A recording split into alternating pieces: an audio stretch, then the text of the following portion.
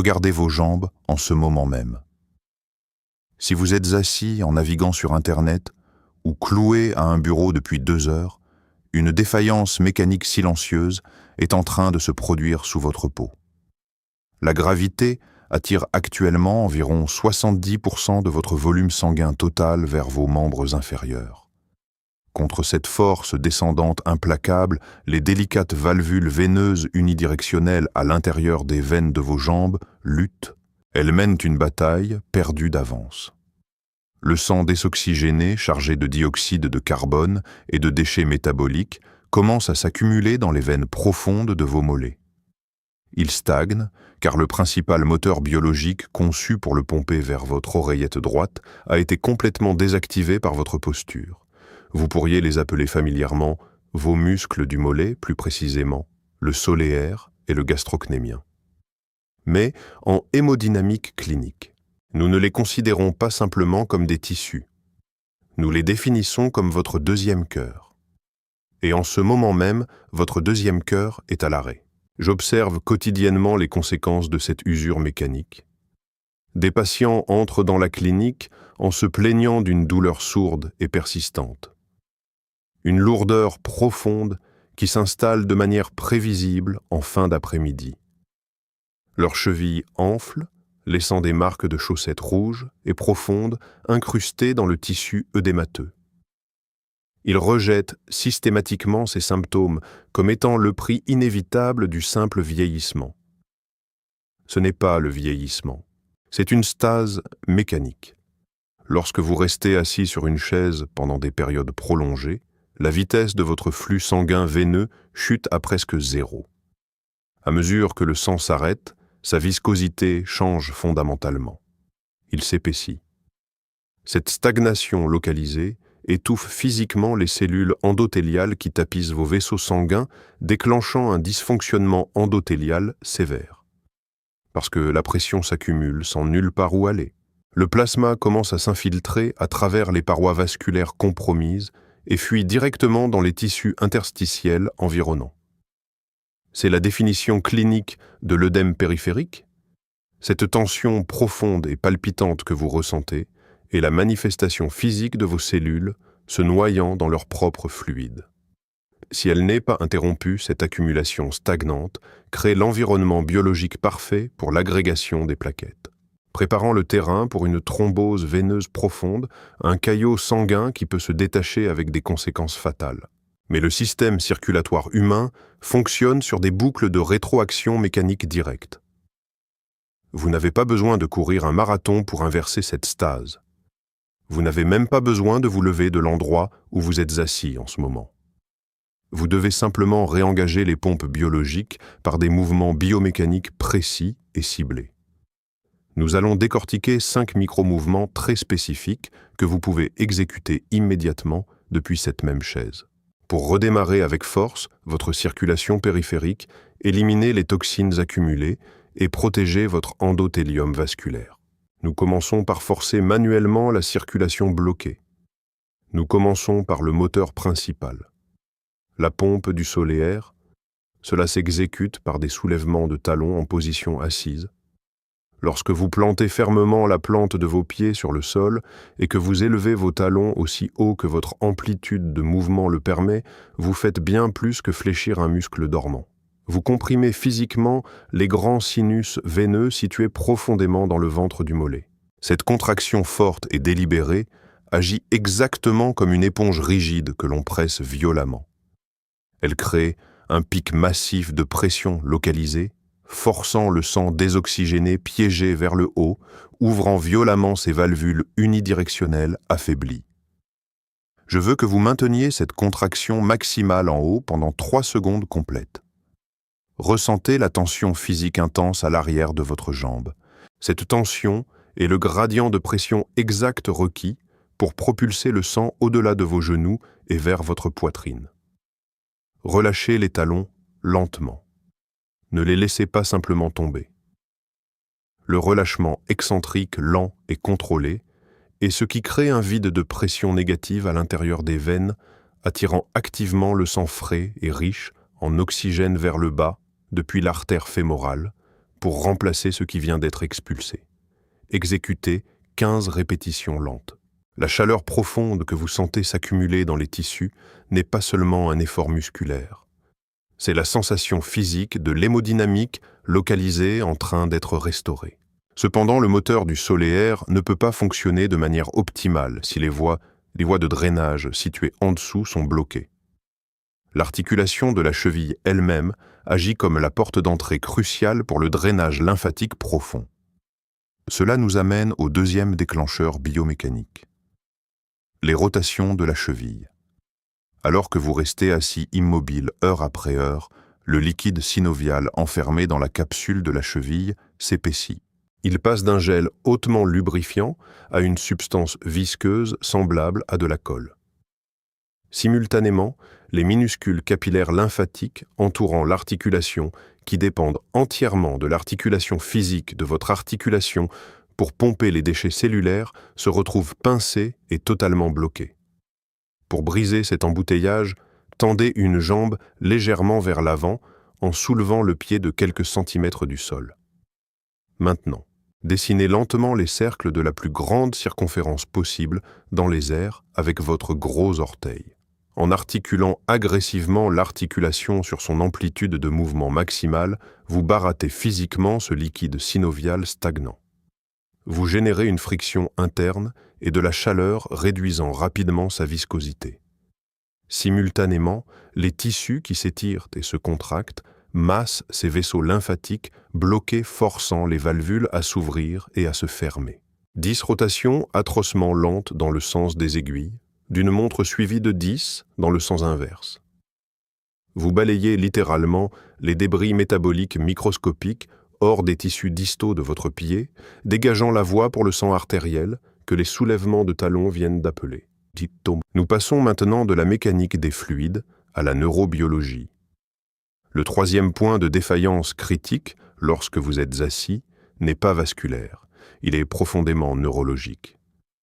Je le vois constamment lorsqu'un patient hésite une fraction de seconde avant de se lever d'une chaise de salle d'attente. Ils déplacent leur rang, ils déplacent leur poids. Ils regardent vers le bas. Cette hésitation n'est pas une faiblesse musculaire. C'est une dégradation terrifiante du signal électrique entre votre système nerveux central et les motoneurones situés dans vos membres inférieurs. Lorsque vos jambes sont immobilisées pendant des heures, le cerveau cesse tout simplement d'envoyer des potentiels d'action à haute fréquence le long de la moelle épinière. Les gaines de myéline qui isolent vos nerfs commencent à perdre leur efficacité conductrice. Les voies neuronales s'éteignent. C'est l'équivalent biologique d'un fil effiloché. Pour reconnecter de force ce circuit, nous utilisons les marches en position assise. Mais ce n'est pas un exercice cardiovasculaire. C'est un protocole d'activation neuronale de précision. Asseyez-vous droit en déplaçant légèrement votre poids vers l'avant. Assurez-vous que votre cage thoracique est ouverte pour maintenir un tonus vagal optimal. Maintenant, soulevez un genou de quelques centimètres vers votre poitrine. Abaissez-le avec un contrôle absolu et militant. Puis l'autre. Ne vous précipitez pas. Se précipiter repose sur l'élan et contourne complètement le cortex moteur. En soulevant le genou droit, tout en laissant simultanément le bras gauche se balancer naturellement vers l'avant, un modèle de mouvement contralatéral, vous forcez les hémisphères droit et gauche de votre cerveau à communiquer entre eux.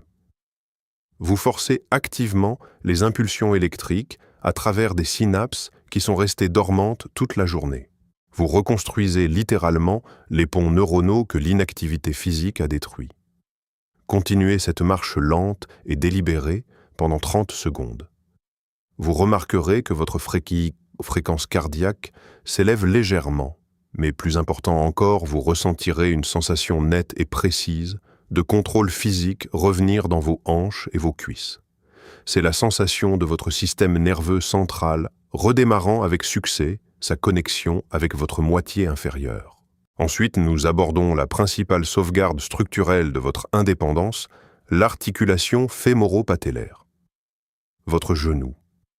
Il absorbe le choc cinétique de tout le poids de votre corps à chaque pas que vous faites. Pourtant, sa stabilité repose entièrement sur la tension mécanique fournie par le tendon du quadriceps. Lorsque vous êtes assis, le muscle massif du quadriceps repose dans un état allongé, dormant et vulnérable. Il s'atrophie rapidement. À mesure qu'il s'affaiblit, la rotule perd sa rainure de guidage. Le cartilage protecteur en dessous commence à frotter contre le fémur. Ce désalignement mécanique est exactement la raison pour laquelle vous ressentez une sensation de dérobement soudaine et terrifiante lorsque vous descendez d'un trottoir ou d'une seule marche. Votre genou ne cède pas à cause de l'âge. Il cède parce que son armure musculaire s'est dissoute. Pour reconstruire ce bouclier sans charger dangereusement l'articulation, nous déployons l'extension de jambes en position assise. Plantez vos pieds à plat sur le sol. Tendez lentement une jambe vers l'extérieur en soulevant le pied jusqu'à ce que le genou soit verrouillé aussi droit que possible et de manière confortable. Ne donnez pas de coups de pied. N'utilisez pas l'élan. Isolez le groupe musculaire massif sur la face antérieure de votre cuisse. Contractez-le agressivement. Vous devez sentir les fibres musculaires se resserrer comme d'épais câbles d'acier, s'enroulant autour de l'articulation du genou. Maintenez cette extension terminale pendant 2 secondes complètes. Cette contraction isométrique atteint 2 objectifs physiologiques vitaux. Premièrement, elle tire physiquement la rotule directement vers le haut dans son alignement anatomique optimal, soulageant instantanément la pression écrasante sur le cartilage sous-jacent. Deuxièmement, la demande musculaire massive en ATP, adénosine triphosphate, force l'artère fémorale à se dilater considérablement, propulsant du sang fraîchement oxygéné vers le bas dans l'artère tibiale, nourrissant efficacement les tissus affamés et hypoxiques de la partie inférieure de la jambe. Exécutez 8 à 10 répétitions atrocement lentes de chaque côté.